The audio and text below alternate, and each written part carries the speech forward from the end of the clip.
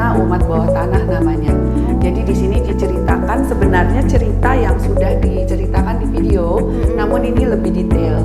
Nah, ini beliau Paus Paulus ke-6 datang dan ada di gereja katedral dan memberikan kenang-kenangan berupa mitra. Mitra ini topi khusus yang digunakan oleh paus ataupun uskup seperti itu.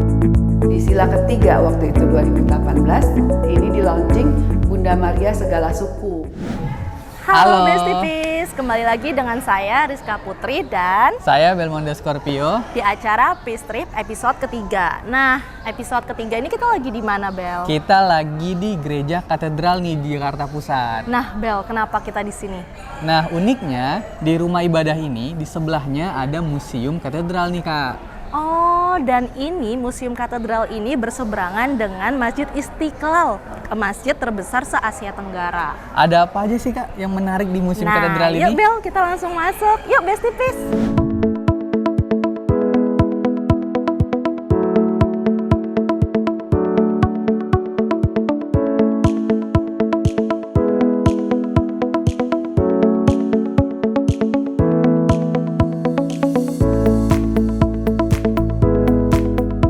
Museum ini berada di bawah pengelolaan Gereja Katedral Jakarta dan Keuskupan Agung Jakarta.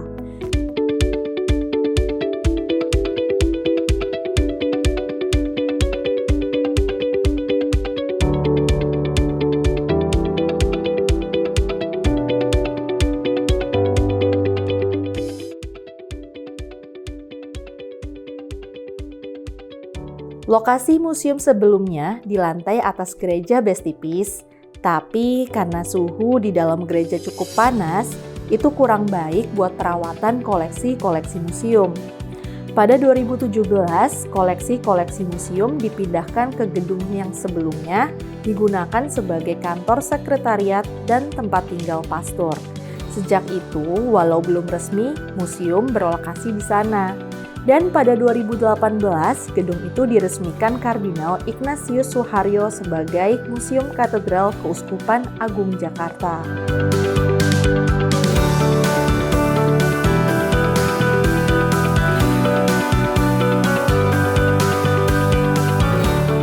Menurut Kepala Museum Katedral Jakarta dan Humas Keuskupan Agung Jakarta, Ibu Susiana Suwadi, museum 2 lantai ini belum sepenuhnya rampung, terutama di lantai 2, karena interior di lantai 2 belum terpasang seluruhnya.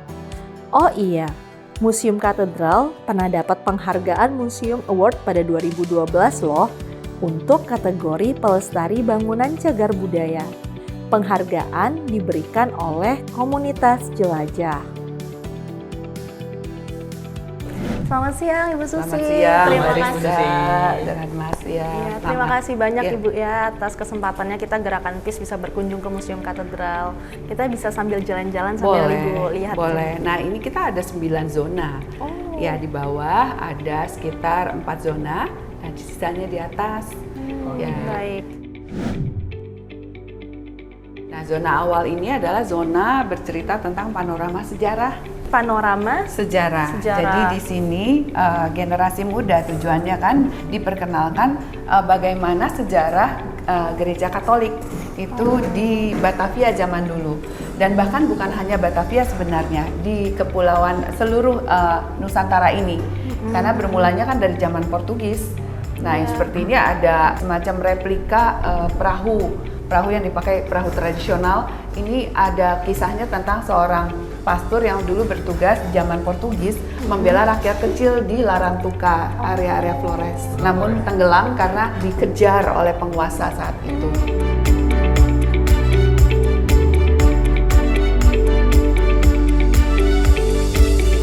Nah, kemudian kalau ini juga lanjutannya dari panorama sejarah. Bagaimana generasi muda bisa mengenal seperti apa sih koper misionaris dulu, begitu. Nah, kemudian ada juga peninggalan para suster yang membawa misi edukasi, itu kursi roda dulu. Karena susternya sakit dan kemudian meninggal 4 hari setelah sampai di Batavia.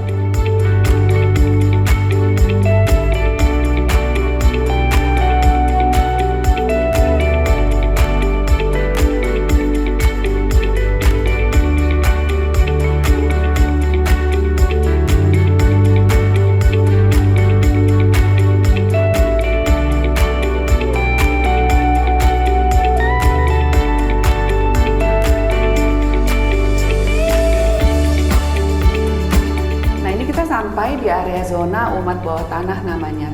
Jadi di sini diceritakan sebenarnya cerita yang sudah diceritakan di video, namun ini lebih detail. Jadi bagaimana misionaris pertama masuk di 1534 dan sudah membaptis gitu suku di Halmahera, suku Moro.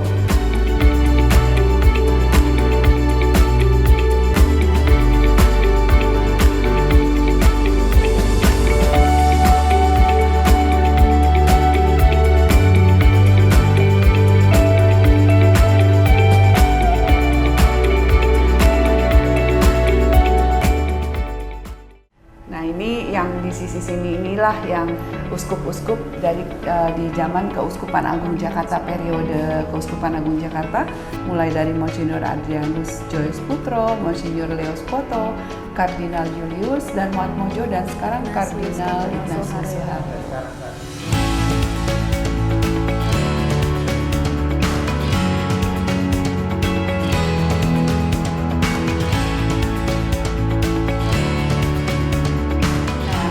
Kita sudah sampai di zona berikutnya, zona yang namanya koleksi katedral. Jadi suasananya kalau pernah masuk gereja katedral ini sama, dindingnya dibuat seperti di dalam gereja katedral. Ya, nah di sini ada koleksi buku. Buku ini buku asli dan masih original karena di gereja Katolik itu ada yang dikenal disebut buku pencatatan pernikahan. Iya, lalu di sini buku baptis. Jadi buku baptisan seluruh setiap orang tuh ada pencatatannya.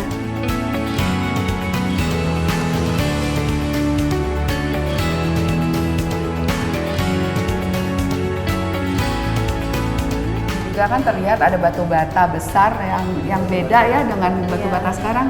Itulah dia, gereja katedral dibangunnya dari bata itu. Jadi kalau dilihat di depan seperti bangunan dari batu alam ya, tapi ternyata itu dalamnya semua batu bata dibuat seakan-akan seperti kan gereja kalau di Eropa seperti dari batu alam ya. Iya, betul. Ya. Nah, kita tinggal beralih ke lantai 2. Oke. Ya.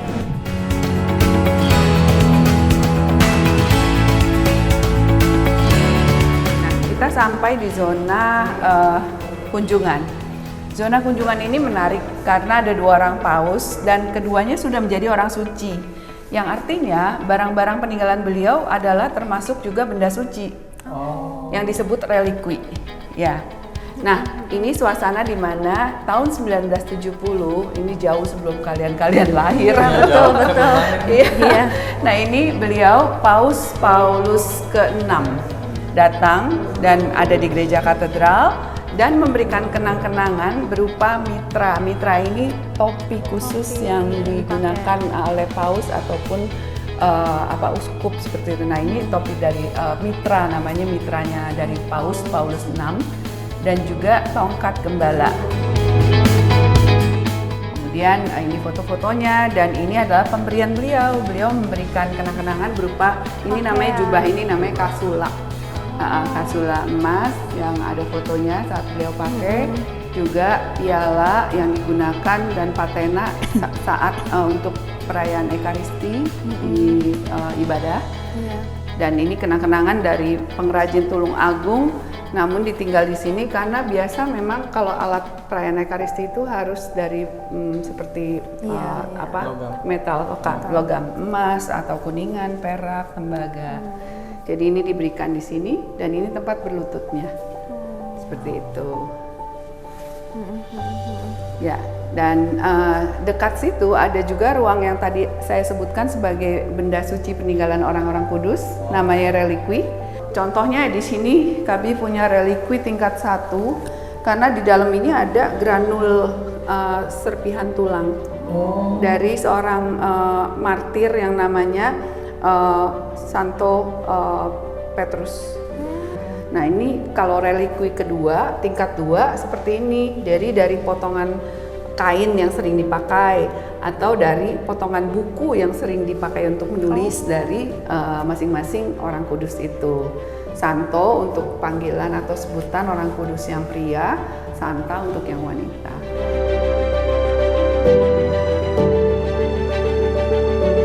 Kalau ini juga menarik. Ini adalah dari tahun 2018 itu merupakan tahun persatuan sepanjang dari 5 tahun yang dicanangkan Keuskupan Agung Jakarta. Nah, karena mengajak umat untuk melaksanakan Pancasila.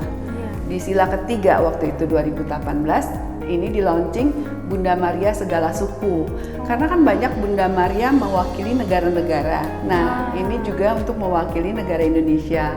Sehingga dibuat ini sebagai manekinnya Bunda Maria segala suku itu ada peta Indonesia di mahkotanya.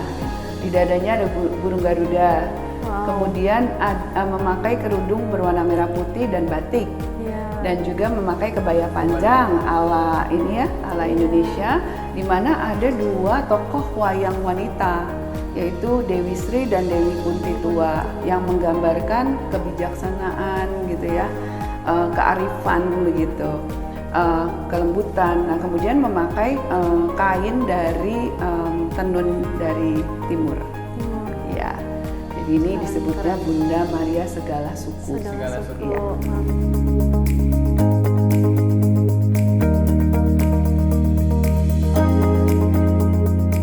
Nah, kalau ini kita lalui adalah koleksi-koleksi tentang liturgi yang pernah, misalnya Kasula Lama, kemudian ini ada Pallium sebagai tanda penugasan dari paus kepada uskup, begitu ya.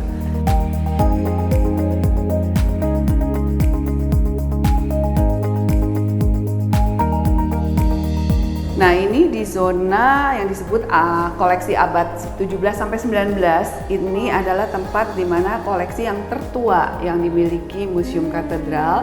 Ini ada 2 yang fungsinya sama, yaitu dipakai di saat namanya ibadah adorasi sakramen Maha Kudus. Ini adalah buatan dari Belanda, tepatnya di selatan Belanda dari Limburg, adalah buatan tahun 1700. Nah, ini sangat indah dan mempunyai lambang-lambang tertentu dari Allah Bapa, lalu Yesus.